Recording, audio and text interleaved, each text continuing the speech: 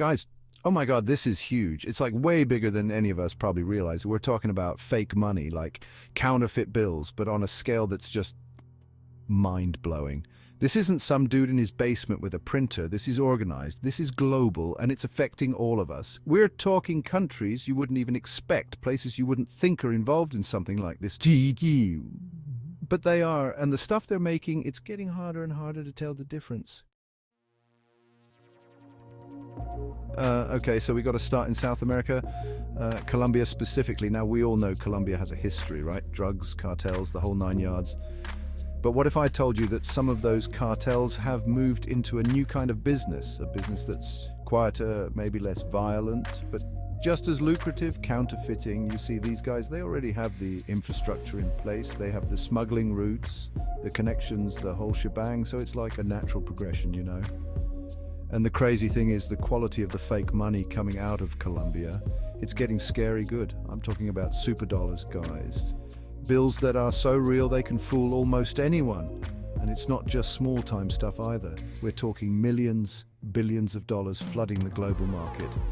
This isn't just hurting some big banks. This is affecting everyone. Your local businesses, your friends, even you. It's like this invisible threat that's slowly chipping away at the entire financial system. All right, buckle up, guys, because this next one is wild. We're going all the way to North Korea. Yeah, you heard me right, North Korea. Now, we all know this country is like a total enigma, right?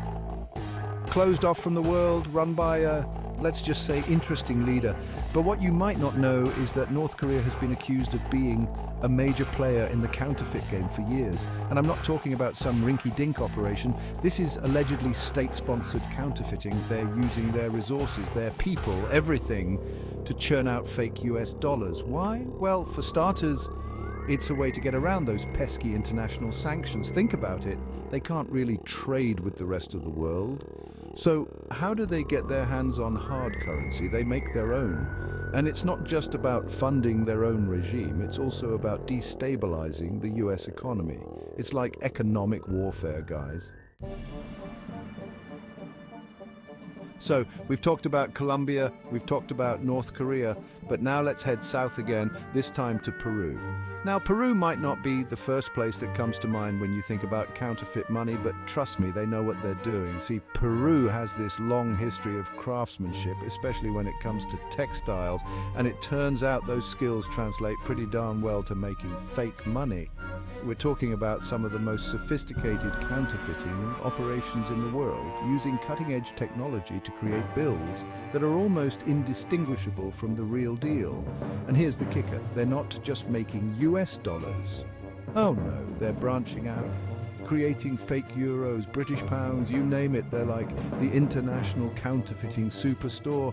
And the scary part is it's so good, it's almost impossible to tell the difference. Okay, we can't talk about counterfeit money without talking about China. Let's be real. China is like the manufacturing hub of the world, right? They make everything. So it's not exactly a shock that they're also really good at making fake money. But here's the thing, it's not just about individual counterfeiters in China. There have been accusations, and I mean big ones, that the Chinese government itself might be involved. Now, China denies this, of course, but there's just too much smoke for there not to be a fire, you know, and the US is definitely not happy about it. There have been trade wars, sanctions, all sorts of back and forth between the two countries. But the counterfeiting continues, and it's not just the US that's feeling the heat. Counterfeit goods from China are flooding the entire world. Last but not least, we come to Russia. Now, Russia has always been a bit of a wild card, right? And the world of counterfeiting is no different. See, Russia has this unique combination of factors that make it a prime location for this kind of activity. First, you've got the technical know-how. Russian hackers are legendary, and those skills can easily be applied to creating fake money. Then you've got the economic incentive. Russia's economy has been hit hard by sanctions, so counterfeiting offers a way to make some quick cash. And finally, you've got the political will. Some experts believe that the Russian government might be turning a blind eye to counterfeiting, or even encouraging it as a way to weaken the West. It's like a new kind of Cold War, fought with fake money instead of nuclear weapons. Guys, this is serious. We've gone from the jungles of Colombia to the streets of Peru, from the secretive state of North Korea to the bustling factories of China, and finally to the heart of Russia. Each country a piece in this massive shadowy puzzle of counterfeit currency. This isn't just about money, it's about trust. It's about the very foundation of our global economy. And the scariest part is it's only getting worse. We need to be aware, we need to be vigilant, and we need to demand action from our leaders. This isn't a problem that's going away on its own. So please, guys, like this video, subscribe to my channel, and share this information with everyone you know. We need to get the word out. We need to shine a light on this darkness, because if we don't, who knows what the consequences will be. The world is drowning in fake money, and it's up to us to stop it.